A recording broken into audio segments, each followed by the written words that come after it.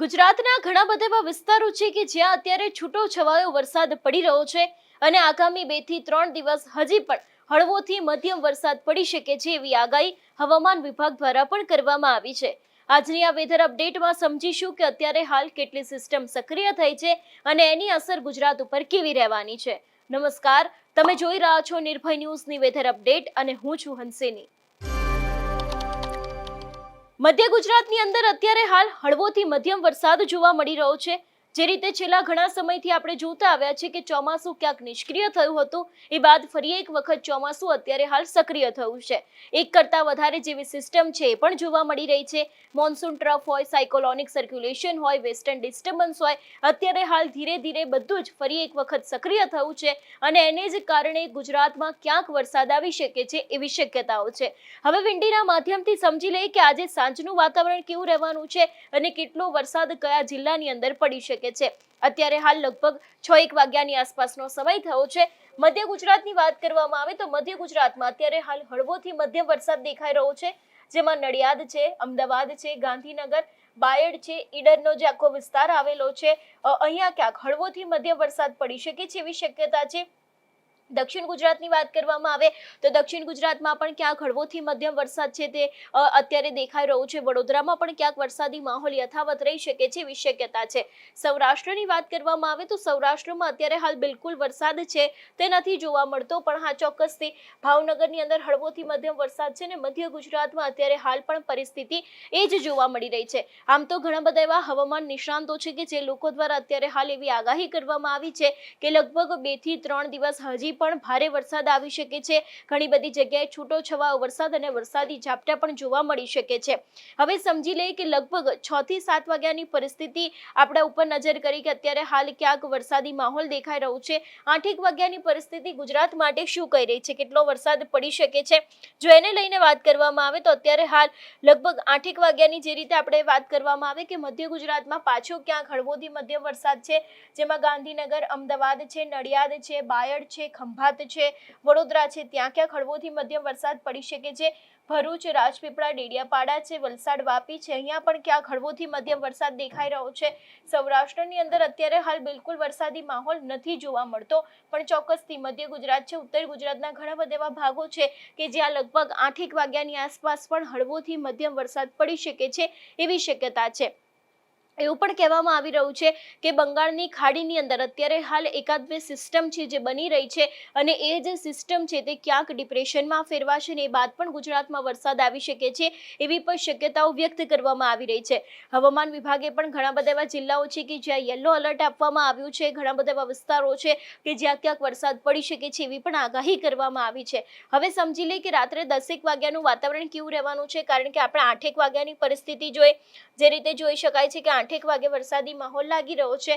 અત્યારે હાલ જો વાત કરવામાં આવે કે લગભગ 10 થી 11 વાગ્યાની પરિસ્થિતિ ગુજરાત માટે શું કહી રહી છે। સૌરાષ્ટ્રમાં વરસાદની શક્યતા બિલકુલ નહિવત જોવા મળી રહી છે। મધ્ય ગુજરાતની વાત કરવામાં આવે તો જેમાં અમદાવાદ છે, મહેસાણા છે, અહીંયા ક્યાંક હળવોથી મધ્યમ વરસાદ પડી શકે છે એવી શક્યતા છે। બાકી કોઈ પણ એવા વિસ્તારો નથી કે જ્યાં રાત્રે 10 થી 11 વાગ્યાની આસપાસ વરસાદ છે તે જોવા મળે। આની પહેલા આપણે જોયું હતું કે વરસાદના લગભગ 2 જેટલા રાઉન્ડ ગયા હતા, ત્યારે મધ્ય ગુજરાત, દક્ષિણ ગુજરાતની અંદર અતિશય ભારે વરસાદ આવ્યો હતો, ક્યાંક જનજીવન પણ ખોરવાઈ ગયું હતું, પણ હવે ફરી એક વખત આવો જ વરસાદ ગુજરાતની અંદર જોવા મળી શકે છે એવી શક્યતા છે। હવામાન વિભાગ દ્વારા પણ સતત આગાહી કરવામાં આવી રહી છે કે હજી પણ આ વરસાદી માહોલ છે તે આ વખતે ફરી એક વખત સક્રિય થઈ શકે છે, કારણ કે મોન્સૂન ટ્રફ છે એ પણ અત્યારે હાલ બની રહ્યો છે। વેસ્ટર્ન ડિસ્ટર્બન્સ છે, સાયકોલોનિક સર્ક્યુલેશન છે, એને જ દરેકને કારણે ક્યાંક ગુજરાતની અંદર આની અસર થશે અને ગુજરાતમાં ફરી એક વખત વરસાદ આવી શકે છે એવી આગાહી કરવામાં આવી છે। હવામાન નિષ્ણાંતો છે, અંબાલાલ પટેલ હોય કે પરેશ ગોસ્વામી હોય, એ લોકો દ્વારા પણ અત્યારે હાલ સતત એક જ વાત કરવામાં આવી રહી છે કે ગુજરાતમાં નવો વરસાદી રાઉન્ડ જલ્દી જ આવવાનો છે અને એની જ અંદર ગુજરાતમાં ક્યાંક વરસાદ આવી શકે છે એવી શક્યતા છે। આવતીકાલે 15મી ઓગસ્ટ છે અને 15મી ઓગસ્ટના દિવસે પણ ક્યાંક ગુજરાતની અંદર હળવોથી મધ્યમ વરસાદ અને ક્યાંક ભારે વરસાદ રહી શકે છે એવી પણ આગાહી કરવામાં આવી છે। હવે સમજી લઈએ કે આવતીકાલનું વાતાવરણ કેવું રહેવાનું છે, આવતીકાલે કેટલો વરસાદ ગુજરાતમાં જોવા મળી રહ્યો છે। આજના દિવસની આપણે વાત કરીએ, આજના દિવસે ક્યાંક હળવોથી મધ્યમ વરસાદ દેખાઈ રહ્યો છે। ઘણા બધા એવા વિસ્તારો છે કે જ્યાં ક્યાંક વરસાદ પડી શકે છે। સવારના 9 વાગ્યાની પરિસ્થિતિ સમજવાનો પ્રયત્ન કરીએ। સૌરાષ્ટ્રથી સમજીએ, સૌરાષ્ટ્રના કયા એવા વિસ્તારો છે કે જ્યાં વરસાદ છે। જે રીતે જોઈ શકાય છે કે સૌરાષ્ટ્રમાં આવતીકાલે સવારે ખૂબ જ હળવોથી મધ્યમ વરસાદ છે। બાકી અમદાવાદ, મધ્ય ગુજરાતની અંદર જે સતત વરસાદ દેખાઈ રહ્યો છે એમાં કોઈ જેવી શક્યતા આવતીકાલે સવારની નથી લાગી રહી કે વરસાદ આવી શકે છે। 12 વાગ્યાની પરિસ્થિતિની વાત કરવામાં આવે તો ફરી એક વખત જે રીતે અત્યારે હાલ દેખાઈ રહ્યું છે એ રીતે કે વરસાદની શક્યતા નહિવત જોવા મળી રહી છે, એટલે કે ખૂબ જ હળવોથી મધ્યમ વરસાદ આવી શકે છે એવી શક્યતા છે। એટલે આવતીકાલના દિવસે પણ હળવોથી મધ્યમ વરસાદ પડશે એવી આગાહી કરવામાં આવી છે। પણ હા, ચોક્કસ આજે સાંજે મધ્ય ગુજરાતના ઘણા બધા એવા ભાગો છે કે જ્યાં ક્યાંક વરસાદી ઝાપટા પડી શકે છે અને હજી પણ આ વરસાદી માહોલ લગભગ 2 થી 3 દિવસ યથાવત રહેશે। હવે સાંભળી લઈએ કે હવામાન નિષ્ણાંત અને જે હંમેશાથી આગાહી કરતા આવ્યા છે એવા અંબાલાલ પટેલે આ વિષયને લઈને શું કહ્યું છે। 24 થી 48 કલાકમાં ખાસ કરીને ગુજરાતમાં વરસાદનું કેવું વાતાવરણ રહેશે? આગામી 24 કલાકમાં રાજ્યના વિવિધ ભાગોમાં વરસાદ થવાની શક્યતા છે। વરસાદ મોટા પ્રમાણમાં થવાની શક્યતા છે। વરસાદી ઝાપટા પડવાની શક્યતા છે। લગભગ મધ્ય ગુજરાતના ભાગો, અમદાવાદના ભાગો, ગાંધીનગરના ભાગો, આ ઉપરાંત ઉત્તર ગુજરાતના ભાગો, બનાસકાંઠાના ભાગો, વાવ થરાદના ભાગો અને સાબરકાંઠા, અરવલ્લીના કોઈ ભાગમાં વરસાદ ઝાપટા પડવાની શક્યતા છે। ઉત્તર સૌરાષ્ટ્રના કોઈ ભાગોમાં પણ ક્યાંક વરસાદ ઝાપટા પડવાની શક્યતા છે। સૌરાષ્ટ્રના અન્ય ભાગોમાં પણ ક્યાંક વરસાદ ઝાપટા પડવાની શક્યતા છે। દક્ષિણ ગુજરાતના કેટલાક ભાગોમાં વરસાદ ઝાપટા પડવાની શક્યતા છે। પરંતુ લગભગ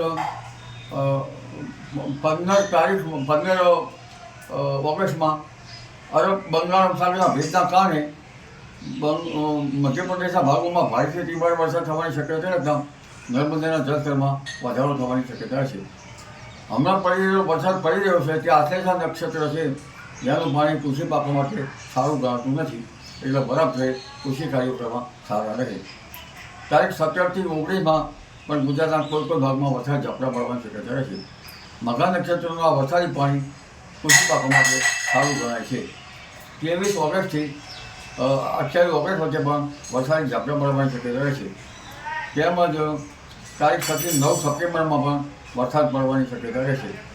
ઓગસ્ટના અંતમાં અને સપ્ટેમ્બરની શરૂઆત સુધીમાં બંગાળ ઉપસાગર અને અરબ સાગર બંને સક્રિય થવાની શક્યતા રહેશે। ખાસ કરીને અરબ સાગર સક્રિય થવાની શક્યતા રહેશે, જેના કારણે દ્વારકાના ભાગો, પોરબંદરના ભાગો અને જામનગરના ભાગોમાં વરસાદી ઝાપટા પડી શકે। શિયાળામાં વરસાદી ઝાપટા શિયાળુ ભાગ માટે ધીરે ધીરે વરસાદી ઝાપટા સારા ગણાશે। આ ઉપરાંત સૌરાષ્ટ્રના અન્ય ભાગોમાં વરસાદ ઝાપટા પડી શકે, તેમજ ગુજરાતના ભાગોમાં પણ વરસાદ ઝાપટા પડી શકે। દક્ષિણ ગુજરાતના ભાગોમાં પણ વરસાદ ઝાપટા પડી શકે।